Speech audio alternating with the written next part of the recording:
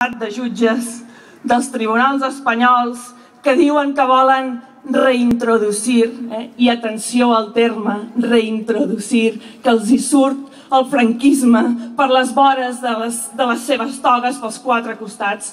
No és la història, per tant, d'aquests quatre jutges que volen reintroduir el castellà, sinó que és la història dels milers de persones que avui, igual que ahir, i com continuarem dient demà, diguem clar i català que un ve negre, que un rave, que s'hi posin fulles, tant li fa que s'hi posin una cataplasma, que la llengua no es toca. Mantindrem.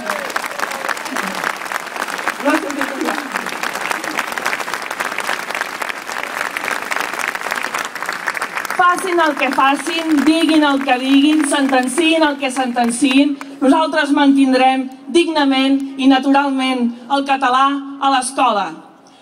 No hem vingut a fer proclames al vent avui.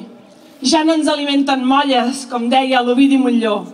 Ja no és hora d'engronalles ni de paraules buides. Volem que el català quedi protegit realment com a llengua vehicular a l'escola. L'única llengua vehicular, l'única, sí senyor, com bé ha dit abans també la Mercè.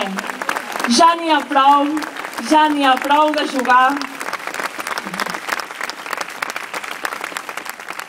Ja n'hi ha prou de jugar al tu ja m'entens, sí però no, deixem-ho així, qui dia passa, any empeny.